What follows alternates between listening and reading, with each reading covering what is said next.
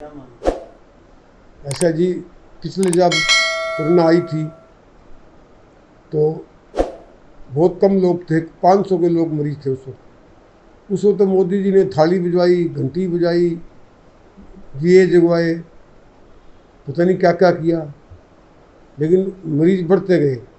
और विदेशों से भी ये बात चर्चा आ रही थी भी दूसरी लहर भी आएगी, तो मोदी जी ने 1 साल तक कुछ भी व्यवस्था नहीं की दूसरी लहर आने की, ताकि उस वक्त बेड की व्यवस्था होनी चाहिए थी, ऑक्सीजन की होनी चाहिए थी, वैक्सीन की होनी चाहिए थी, लेकिन कोई तैयारी नहीं की। और ये दूसरी जो दौर की जो लहर आई है, ये तो वर्ल्ड के अंदर सबसे ज़्यादा हिंदुस्तान में ये कोरोना फैली हुई है और दिनों दिन बढ़ती जा रही है। 10 गुना, कहीं 15 गुना, कहीं 20 गुना, 2-3 लाख, कुछ हज़ार जो लोग डेली आ रहे हैं, और 2 लाख से ऊपर अब तक जो है लोग मृत्यु प्राप्त कर चुके हैं।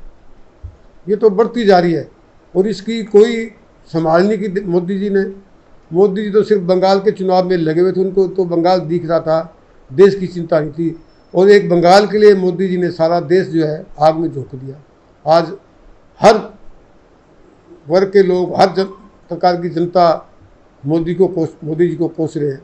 उन्होंने कोई व्यवस्था नहीं की, उनको चुनाव की लगी हुई थी, मैं बंगाल जीतूँ, किसी तरह जीतूँ। और चुनाव आयोग भी ने भी कोई अपनी भूमिका नहीं दिखाई, भी भीड़ हो रही है, इससे बीमारी बढ़ेगी। उन्होंने भी 8 चरण में चुनाव कराया, जबकि आज तक रिकॉर्ड है विधानसभा चुनाव के अंदर 8 चरणों में कहीं भी चुनाव नहीं हुआ। और आज भी चुनाव है बंगाल के अंदर, आज लास्ट चुनाव है। लोगों ने कहा भी आप 2-3 चरणों में करवा दो, बीमारी बढ़ती जाएगी, लेकिन उनकी आवाज़ नहीं सुनी। और आज भी इतनी भयंकर बीमारी फैली हुई है, आज भी चुनाव हो रहे हैं। तो ये दूसरी लहर की जिम्मेवारी जो है केंद्र सरकार की भी है, उसमें भागीदार चुनाव आयोग भी शामिल है, वो भी नहीं बच सकते। क्योंकि अगर वो रोक लगाते तो ये 1-2 टाइम में, 3 टाइम में चुनाव हो सकते थे, लेकिन उन्होंने भी इसकी तरफ कोई नहीं। ये इस बीमारी को आगे बढ़ाने में केंद्र सरकार और चुनाव आयोग दोनों ही पूर्ण इसमें जिम्मेवार हैं। और आज अपने हरियाणा में देख लीजिए, हरियाणा में देख लो, सरसा में देख लो। सरसा में पहले तो कभी 10, कभी 20, कभी 50 केस आते थे, आज 721, 508, कभी 523, 500, 700 से कम कोई आ ही नहीं रहा। और रोज़ जो है 5-6 लोगों की मृत्यु हो रही है। और सरकार कहती है हमने सारी व्यवस्था पूरी कर रखी है, भी सरकार की भी पोल खुल चुकी, न दवाइयाँ हैं, न वैक्सीन है, न गैस है, न इसका वैक्सीन का टीका है, न बेड है। लोग बगैर इलाज के मर रहे हैं। सांस अभी रोज़ देखिए रिवाड़ी के अंदर, गुड़गांव के अंदर, करनाल के अंदर रोज़ 5-6-7 जो मृत्यु हो रही है गैस की वजह से, या वैक्सीन की वजह से, या बेड की वजह से। हमारे सरसा के अंदर ही एक मोचियों का परिवार था, उनके यहाँ कोरोना हो गई, उनको रोहतक रेफर कर दिया।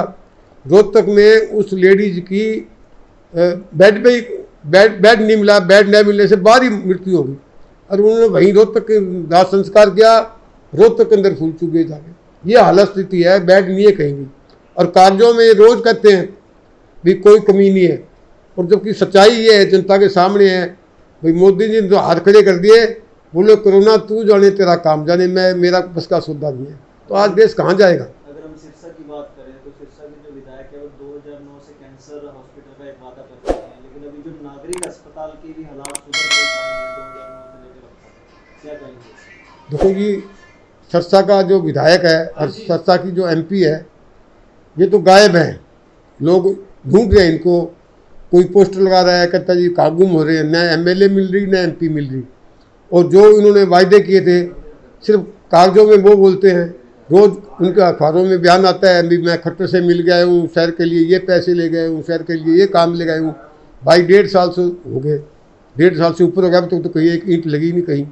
कागजों में जरूर बयान आते हैं भी आज मैं मुख्यमंत्री से मिल गया हूँ, लेकिन कहाँ मिल गया है, क्या कर गया है, कुछ नहीं। और हॉस्पिटल की बात ले लो, वो तो क्या बनेगा। अभी सिविल हॉस्पिटल के अंदर भी पूरी व्यवस्था ठीक नहीं है, वहाँ भी मरीज जो है तड़पते हैं, दवाई उनको पूरी नहीं मिली, न कोई बेड है, न कोई वैक्सीन है, न कोई टीका है। अभी मैं शनिवार को मैं सुबह ये गया था, इसमें शुक्रवार को ये प्राइमरी हेल्थ सेंटर है गौशाला मोहल्ले के अंदर। वहाँ मेरे पास फ़ोन आया कि जी इंजेक्शन नहीं है यहाँ। मैं वहाँ मौके पर गया तो वहाँ एएनएम थी बेचारी, उन्होंने कहा जी हमने 10 बजे फ़ोन कर दिया भी टीके ख़त्म हो गए हैं। तो उसके बाद मैंने सीएमओ से बात की, उपायुक्त महोदय से बात की। उपायुक्त महोदय ने भी कहा भी हम शाम तक व्यवस्था करेंगे। सीएमओ ने ये कहा अभी सोमवार शाम तक आएगा जी, और मेरे ख्याल में सोमवार शाम तक ही कहीं आया। 3 दिन टीके की व्यवस्था कहीं नहीं थी। ये हाल है। तो न बेड मिल रहे हैं, न ऑक्सीजन मिल रही है, बहुत बुरा हाल है। और मरीज जो है रोज़ तरसते हुए मरते जा रहे हैं, कोई सुनाई नहीं। न आज देखिए महंगाई, कोरोना की महामारी फैली हुई है, महंगाई बढ़ती जा रही है। जो बीड़ी का बंडल है, जो 5 रुपये का बंडल है, 20-20, 25-25 रुपये में काला बाजारी हो रही है। गुटखा के भी ब्लैक हो रही है। आप देखिए सब्जियां देखिए कहाँ चली गई।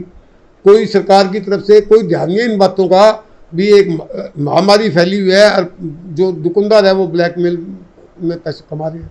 तो ये किसका काम है? सरकार की क्या ड्यूटी है? सरकार की ड्यूटी है आप मूल्य ना बढ़ने दें, जो रेट आप जो था उसी रेट में माल बिके।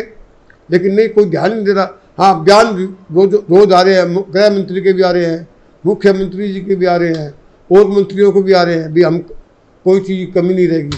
कमी तो ये अखबार मीडिया जो है वो रोज पोल खोल रहा है। रोज अखबारों में सुप्रीम कोर्ट भी, हाई कोर्ट भी आज कह रही है हम लोगों को मरने कैसे नहीं।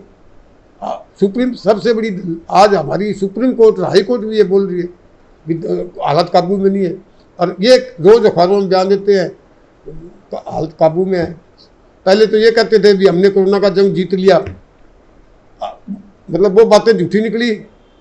और ताली बजाने वाली भी झूठी निकली, थाली बजाने वाली भी झूठी बात निकली। अब लोग छाती पीट रहे हैं।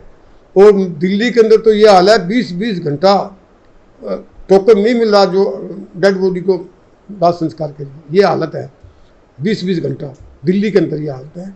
तो सारे, चाहे वो कर्नाटका हो, चाहे वो महाराष्ट्र हो, चाहे वो यूपी हो, पंजाब हो, हरियाणा हो, राजस्थान हो, सारी ये भयंकर बीमारी जो है वो फैल चुकी है। बड़ी खतरनाक बीमारी है। अगर सरकार ने ध्यान नहीं दिया तो ये बीमारी बढ़ती जाएगी। बहुत बड़ा एक खतरा होगा देश के लिए।